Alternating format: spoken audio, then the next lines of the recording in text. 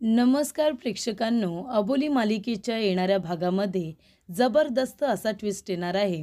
तर प्रेक्षकांनो, पुरावे गोळा करत असताना आणि मास्कमॅनचा शोध घेत असताना अबोलीला आता खूप मोठे पुरावे सापडलेले असतात आणि त्याच्यामधून एक गोष्ट तिला कळलेली असते की शिवांगीची बहीण आणि खरी मास्कमॅन ही दुसरी तिसरी कोणी नसून दीपशिका भोसले पाटील आहे.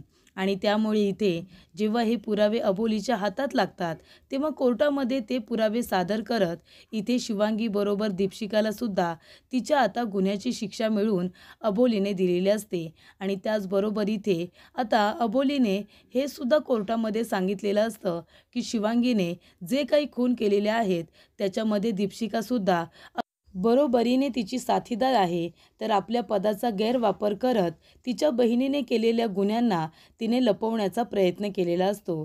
त्यामुळे इथे गुन्हेगाराला वाचवणंसुद्धा खूप मोठा गुन्हा आहे हे अबोलीने कोर्टामध्ये सिद्ध केलेलं असतं. आणि त्याच्यामुळे इथे आता दीपशिकाला सुद्धा तिच्या गुन्ह्याची शिक्षा मिळवून दिलेली असते. तिलासुद्धा कठोरातली कठोर शिक्षा सुनवा असं अबोलीने आता जज साहेबांना सांगितलेलं असतं. तर प्रेक्षकांनो, इथे आता अबोलीने कशा पद्धतीने पुरावे गोळा केलेले असतात आणि दीपशिका हीच खरी मास्कमॅन आहे आणि शिवांगीची बहीण आहे हे कशा पद्धतीने तिने शोधून काढलेलं असतं आणि दीपशिकाला तिच्या गुन्ह्याची शिक्षा मिळवून दिलेली असते. आजच्या भागामध्ये सविस्तरपणे आपण बघूया.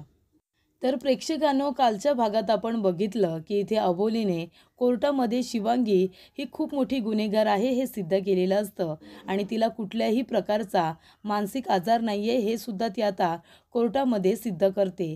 तर इकडे स्प्लिट पर्सनॅलिटी डिसऑर्डर असा शिवांगीला आजार आहे असं तिने भासवलेलं असतं. त्यामुळे अबोलीने ते कोर्टामध्ये सिद्ध केलेलं असतं की शिवांगीला स्प्लिट पर्सनॅलिटी डिसऑर्डर आहे. पण तसं काही नसतं प्रेक्षकांनो. इथे शिवांगीने संपूर्ण प्लॅनिंग करून अबोलीला या सगळ्या केसमध्ये फसवलेलं असतं आणि तिच्याकडून स्वतःला निर्दोष सिद्ध करून घेतलेलं असतं. पण आता एके दिवशी जेव्हा अबोलीच्या लक्षात येतं की आपण एका खोटारड्या मुलीची केस लढण्यासाठी घेतली होती, एका गुन्हेगाराची केस आपण लढलो आणि तिला न्याय मिळवून दिलेला आहे असं इथे अबोलीला कळतं. कारण इथे शिवांगी ही खरी गुन्हेगार आहे याच्या छोट्या छोट्या गोष्टी तिच्या लक्षात येतात. तर इथे कोर्टामध्ये अबोली जे काही बोललेली असते की तिला स्प्लिट पर्सनॅलिटी डिसऑर्डर आहे, त्याचबरोबर तिने शिवांगी म्हणून हे खून केलेलेच नाही आहेत, हे सगळं आता ती मान्य करते आणि म्हणते की माझं चुकलं, पण मी आता खरं सांगते की शिवांगी हीच खरी गुन्हेगार आहे. मला फसवलं गेलं, माझ्या स्वभावाचा गैरफायदा घेतला गेला. माझ्यासमोर एक अशी तिने इमेज निर्माण केली होती की ती खूपच जास्त इनोसंट आहे, साधीभोळी आहे. पण शिवांगीचा खरा चेहरा अबोलीच्या लक्षात आल्यानंतर ती लगेचच कोर्टामध्ये पुन्हा एकदा तिची केस उभी करते आणि तीच कशी गुन्हेगार आहे हे आता कोर्टाला पटवून देते. सगळ्यात प्रथम तर ती कोर्टाची माफी मागते की तिने एका गुन्हेगाराला इथे निर्दोष सिद्ध करण्यासाठी केस लढलेली असते. पण ज्या वेळेला तिला आपली चूक लक्षात येते त्यावेळेला तिने शिवांगीच्या विरोधामध्ये पुन्हा केस फाईल केलेली असते. तर इथे प्रेक्षकांनो, आणि त्याच वेळेला कोर्टामध्ये आपण बघितलं शिवांगीने इथे आता स्वतःच्या तोंडाने गुन्हा कबूल केलेला असतो. कारण अबोलीने कोर्टामध्ये हे सिद्ध केलेलं असतं की इथे ॲडव्होकेट संजीवनी साठे ज्या एक नामांकित वकील आहेत त्या दुसऱ्या तिसऱ्या कोणी नसून शिवांगीच्या मावशीसुद्धा आहेत. तर इथे त्या केसांना वीक लावतात आणि चेहऱ्यावरती त्यांच्या व्रण असल्यामुळे ते चेहऱ्याला एक मास्कसुद्धा लावतात आणि त्याच्यामुळे ते आपला खरा चेहरा दुनियापासून लपवून ठेवण्याचा प्रयत्न करतात. पण इथे आता अबोलीने हे सिद्ध केलेलं असतं की बघा, या दुसऱ्या तिसऱ्या कोणी नसून शिवांगीची मावशीसुद्धा आहे. कोर्टामध्ये आता संजीवनी साठेसुद्धा खोटं बोललेले असतात. ते सुद्धा अबोली आता पुरावे देऊन सगळं काही सिद्ध करते. तेव्हा इथे संजीवनी साठे म्हणतात की मी हे कबूल करते की मी शिवांगीची मावशी आहे. कारण अबोली आता काही फोटोज हे कोर्टामध्ये सादर करते आणि ही सुद्धा माहिती देते की यांचं लग्न झालेलं नाही आहे, पण त्यांना बहिणी होत्या आणि इथे शिवांगीच्या स्कूलमध्ये जेव्हा पॅरेंट्स मीटिंग असायची तेव्हा संजीवनी साठे या पॅरेंट्स मीटिंगला जायच्या. तिथल्या शिक्षकांना आम्ही विचारलं तेव्हा त्यांनीच आम्हाला सांगितलं की संजीवनी साठे या शिवांगीच्या मावशी आहेत म्हणून आणि तिने जी इथे DNA टेस्ट केलेली असते त्याचे रिपोर्टसुद्धा कोर्टामध्ये सादर केलेले असतात. त्याच्यामधून एक गोष्ट कळलेली असते, इथे संजीवनी साठे आणि शिवांगी दोघीजणी एका कुटुंबामधल्या व्यक्ती आहेत हे DNA टेस्टमधून आता सिद्ध झालेलं असतं. त्यामुळे इथे संजीवनी साठे स्वतःच्या तोंडाने कबूल करतात की हो, मी शिवांगीची मावशी आहे. तेव्हा अबोली म्हणते की इथे शिवांगीने हे सगळे गुन्हे केले आणि ते गुन्हे वाचवण्यासाठी संजीवनी साठे मुद्दामून तिच्या विरोधात ही केस लढत होते आणि मी जीवाचं रान करत होते तिला निर्दोष सिद्ध करण्यासाठी. पण प्रेक्षकांनो, ज्या वेळेला इथे अबोलीच्या लक्षात येतं की तिने एका चुकीच्या व्यक्तीची केस लढलेली आहे, त्या क्षणी ती लगेचच इथे आता स्वतःच्या इज्जतीची काळजी करत नाही की लोक मला काय बोलतील, कोर्ट मला काय बोलेल याचा विचार न करता ती पुन्हा इथे शिवांगीच्या विरोधामध्ये केस उभी करते आणि तिच्या विरोधामध्ये केस लढत असते. आता ती गुन्हेगार कशी आहे हे सिद्ध करत असते आणि शेवटीला अबोलीला यश आलेलं असतं. तेव्हा इथे संजीवनी साठे यांना कळतं की अबोली शिवांगीच्या विरोधात केस लढते, तेव्हा आता त्या शिवांगीच्या बाजूने केस लढायला उभ्या राहिलेल्या असतात. तेव्हाच इथे अबोलीला त्यांच्यावरती संशय आलेले असतात. त्यामुळे इथे आता कोर्टामध्ये दिलेले साक्षीदार आणि पुरावे याच्यावरून हे सिद्ध होतं की संजीवनी साठे या शिवांगीच्या मावशी आहेत आणि त्यांनी इथे शिवांगीचे गुन्हे लपवण्यासाठी ही केस आता पुन्हा इथे उभी केलेली असते आणि तिच्या बाजूने त्या लढत असतात. पण इथे आता शिवांगीने सुद्धा स्वतःच्या तोंडाने हे कबूल केलेलं असतं की तिचं एका मुलावरती प्रेम असतं, त्याचं नाव असतं मितेश. पण मितेशचं नंतर समृद्धी नावाच्या मुलीवरती प्रेम असतं आणि ती जज साहेबांची मुलगी असते आणि ते दोघेजण आता पळून जाऊन लग्न करतात. ही गोष्ट शिवांगीला सहन होत नाही, कारण तिचं वेड्यासारखं मितेशवरती प्रेम असतं आणि म्हणूनच ती प्रत्येक समृद्धी नावाच्या मुलीचं आणि त्याचबरोबर जज साहेबांच्या मुलीचं इथे आता अपहरण करते आणि मग त्यांना ती मारून टाकते, कारण तिला त्या प्रत्येक समृद्धी आणि समृद्धी नावाच्या मुलींचा राग येत असतो जिने तिच्या बॉयफ्रेंडबरोबर लग्न केलेलं असतं. त्यामुळे इथे आता असा राग काढण्यासाठी शिवांगीने आता कोर्टामध्ये हे सांगितलेलं असतं की तिने समृद्धी नावाच्या मुलींना मारले, जज साहेबांच्या मुलींना मारले, कारण ती आपल्या बॉयफ्रेंडसाठी आणि स्वतःला न्याय मिळवून देण्यासाठी कोर्टापर्यंत गेलेली असते. पण जज साहेबांनी सुद्धा मितेश आणि समृद्धीच्या बाजूने निकाल दिलेला असतो, तेव्हा ती जज साहेबांच्या मुलींना सुद्धा मारत असते. त्यानंतर इथे प्रेक्षकांनो, आता अबोली म्हणत असते की जरी आपल्याला ही गोष्ट कळली आहे की शिवांगी दोषी आहे आणि संजीवनी साठे या तिच्या मावशी असून सुद्धा दोषी आहेतच, पण अजून एक गोष्ट म्हणजे आता ती मास्कमॅन कोण आहे, ती शिवांगीची बहीण आहे, पण ती नक्की आहे तरी कोण, तिला अजून शोधून काढायचं आहे. तेव्हा इथे शिवांगीला आता जन्मठेपेची शिक्षा सुनावलेली असते आणि इथे संजीवनी साठे यांनी आपल्या पदाचा गैरवापर केला म्हणून त्यांची सनद रद्द करण्यात आलेली असते. तेव्हा इथे आता अबोलीने एकाच वेळी 2 गुन्हेगार समोर आणलेले असतात, एक म्हणजे शिवांगी, दुसरी म्हणजे संजीवनी साठे. त्यानंतर इथे ज्या वेळेला आता अबोली जाते कोर्टामधून डिरेक्टली आता पोलीस स्टेशनमध्ये, तर इथे आता चाळकऱ्यांनी अबोलीचं छान स्वागत केलेलं असतं, कारण तिने शिवांगीला तिच्या गुन्ह्याची शिक्षा मिळवून दिलेली असते. ज्या ज्या लोकांना तिने मारलंय त्यांना न्याय मिळवून दिलेला असतो आणि स्वराजला सुद्धा इथे निर्दोष सिद्ध केलेलं असतं. त्यामुळे इथे अबोलीने स्वराजला सुद्धा न्याय मिळवून दिलेला असतो. त्याचबरोबर इथे अबोलीने अजून एक महत्त्वाचं काम आता करण्याचं लवकरात लवकर ठरवलेलं असतं. एकतर स्वराजला न्याय मिळवून दिलेला असतो, संजीवनी साठे गुन्हेगार आहेत त्यामुळे त्यांनासुद्धा शिक्षा झालेली असते आणि शिवांगीला सुद्धा तिच्या गुन्ह्याची शिक्षा आता सुनावलेली असते. फक्त आता मास्कमॅन असणारी शिवांगीची बहीण कोण, म्हणून इथे अबोली शिवांगीला आता पोलीस स्टेशनमध्ये भेटायला जाते आणि म्हणते की तुझ्या बहिणीचं नाव काय आहे ते मला सांग. तेव्हा इथे शिवांगी म्हणते, अबोली मी काय वेडी आहे का, मी तुला माझ्या बहिणीचं नाव नाही सांगणार आहे. तेव्हा इथे अबोली म्हणत असते की तुला सांगावंच लागेल, माझ्या प्रश्नांची उत्तरं तुला द्यावीच लागतील. हे बघ अगं, तू तर गुन्हे केलेस ना, मग त्या गुन्ह्यामध्ये तुझ्या बहिणीने सुद्धा तुला साथ दिली, मग आता तुला जन्मठेपेची शिक्षा होणारच आहे. मग तुझी कोण बहीण आहे तिचं नाव तरी सांग, म्हणजे तिलासुद्धा तुझ्याबरोबर शिक्षा होईल. तेव्हा शिवांगी म्हणते, अजिबात नाही, मी नाही सांगणार आहे. तेव्हा तिथे आता लगेचच दीपशिका येते आणि म्हणते, लगेचच अबोली शिंदे तुम्ही इथे का आलात? हे बघा, तुम्ही तिला तिच्या गुन्ह्याची शिक्षा मिळवून दिलीत ना, मग आता पुन्हा इथे काय आहे तुमचं? तेव्हा इथे अबोली म्हणते, मी माझं काम करायला आली.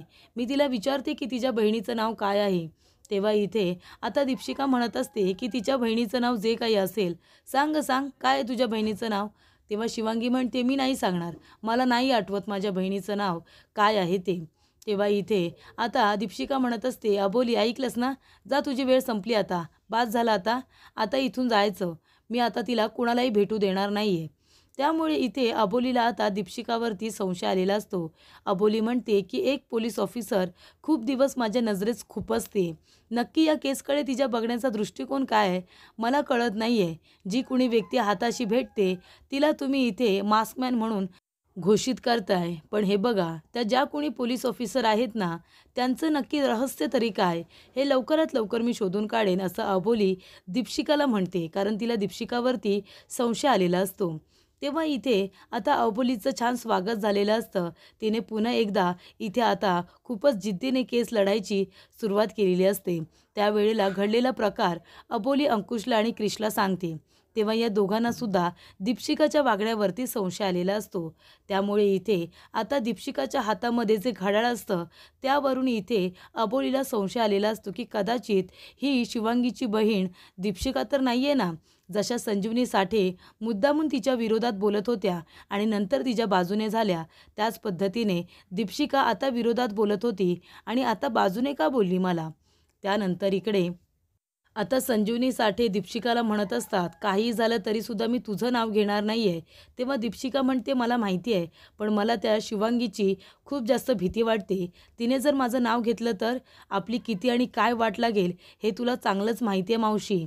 त्यानंतर इथे प्रेक्षकांनो आता अबोली त्या मास्कमॅनला शोधण्यासाठी एक युक्ती लढवते. ज्या वेळेला इथे दीपशिका चाळीमध्ये नसते, ती पोलीस स्टेशनला गेलेली असते, त्यावेळेला अबोली मनवा या दोघीजणी आता दीपशिकाच्या घरामध्ये जातात आणि दीपशिकाच्या घरामध्ये शोधाशोध करत असतात. तेव्हा एका कपाटामध्ये ड्रॉवरमध्ये त्यांना एक फोटो सापडतो. तर इथे अबोलीला जो फोटो सापडलेला असतो तेव्हा तिचा फक्त त्या फोटोमध्ये हात दिसत असतो आणि आता दीपशिकाच्या घरामध्ये जो फोटो त्यांना सापडलेला असतो त्याच्यामध्ये शिवांगी आणि दीपशिका दोघीसुद्धा असतात. तेव्हा अबोलीच्या आणि मनवाच्या पायाखालची जमीनच सरकते. तर इथे शिवांगीची बहीण दुसरी तिसरी कुणी नसून ही दीपशिका असते हे कळल्यानंतर अबोलीला खूपच जास्त टेन्शन येतं. तेव्हा अबोली आता सगळ्या वस्तू जागच्या जागी ठेवते आणि तो फोटो घेऊन फक्त तिथून निघून येते. नंतर इथे अबोली म्हणते की नको, फोटो जर गायब झाला ना तर तिला आपल्यावरती संशय येईल. तेव्हा अबोली मोबाईलमध्ये त्याचे आता फोटोज काढून घेते आणि तो फोटो ती ड्रॉवरमध्ये ठेवून लगेचच तिथून बाहेर पडते आणि आता तिने कोर्टाची तारीख घेतलेली असते. कारण कोर्टामध्ये तिला लवकरात लवकर हे सिद्ध करायचं असतं खरी मास्कमॅन ही कोण आहे. तेव्हा इथे आता कोर्टाची तारीख असते. शिवांगीला वाटत असतं की अबोली आता मास्कमॅन म्हणून कुणाला इथे उभं करणार आहे, कारण अबोली दीपशिकाला काहीसुद्धा बोलत नाही. तिने इथे दीपशिकाला आता अजिबात कळू दिलेलं नसतं की तिला कळलंय की ती शिवांगीची बहीण आहे. तेव्हा इथे अबोली आता केसला जेव्हा सुरुवात करते तेव्हा इथे अबोली म्हणत असते की जज साहेब, ही केस खूपच जास्त गुंतागुंतीची आहे. म्हणजे इथे ॲडव्होकेट संजीवनी साठे एवढ्या मोठ्या वकील असताना आपल्या भाचीला त्या मदत करतायत. तसंच इथे अजून एक अधिकारी आहेत, ते आपल्या पदाचा इथे गैरवापर करतायत. पदाचा गैरवापर करत असताना शिवांगीला तिच्या गुन्ह्यामध्ये साथसुद्धा देत आहेत आणि सुखरूपरित्या तिला या गुन्ह्यातून बाहेरसुद्धा काढतायत. तेव्हा इथे जज साहेब म्हणतात की अशी व्यक्ती कोण आहे अबोली मॅडम, तुम्ही स्पष्टपणे सांगाल का? तसे तुमच्याकडे काही पुरावे आहेत का? तेव्हा इथे अबोली म्हणते, हो माझ्याकडे पुरावे आहेत ना. तेव्हा इथे अबोली म्हणते की इथे आता वाघ म्हणून ज्या व्यक्तीने शिवांगीला अरेस्ट केलं होतं ती व्यक्ती म्हणजे दीपशिका भोसले पाटील यांचा फोटो मला तुम्हाला दाखवायचा आहे. तेव्हा इकडे शिवांगी आणि दीपशिकाचा फोटो आता कोर्टामध्ये अबोलीने सादर केलेला असतो. त्यामुळे इथे अबोली म्हणते की खरी मास्कमॅन आणि खरी गुन्हेगार ही दुसरी तिसरी कुणी नसून दीपशिका आहे आणि दीपशिका आणि शिवांगीचा फोटो आता कोर्टामध्ये सादर केलेला असतो. त्यामुळे इथे आता खरे गुन्हेगार लगेचच सगळ्यांच्या समोर आलेले असतात. तर इथे दीपशिकाला माहितीसुद्धा नसतं की अबोली आता सगळ्यांसमोर माझं नाव घेणार आहे. तेव्हा दीपशिका म्हणते, नाही खोटं आहे, खोटं आहे सगळं. तेव्हा अबोली म्हणते, हे खरं आहे की खोटं आहे ते या फोटोवरून आता जज साहेबांना कळेलच. तेव्हा इथे आता तो फोटो आणि जो हात आहे त्या हातामधलं घड्याळ अजूनही दीपशिकाच्या हातामध्ये आहे असं अबोली म्हणते. त्यामुळे इथे शिवांगी बरोबर फोटोमध्ये दिसणारी ही मुलगी ती दुसरी तिसरी कोणी नसून दीपशिका आहे हे आता अबोलीने कोर्टामध्ये पुरावे सादर करत आता दाखवून दिलेलं असतं. त्यामुळे इथे आता शिवांगीला तिच्या गुन्ह्याची शिक्षा तर मिळून दिलेली असते आणि संजीवनी साठे यांनासुद्धा स्वराजला निर्दोष सिद्ध केलेलं असतं. आता उरलेली असते ती दीपशिका.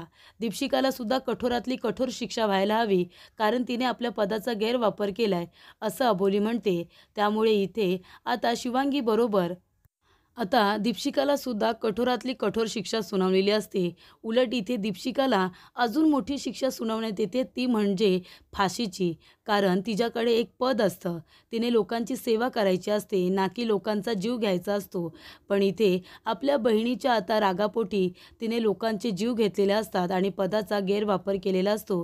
त्यामुळे इथे कोर्टाने आता दीपशिकाला फाशीची शिक्षा सुनावलेली असते आणि तिच्या बहिणीला इथे आता शिवांगीला कारावासाची म्हणजे जन्मठेपेची शिक्षा सुनावलेली असते.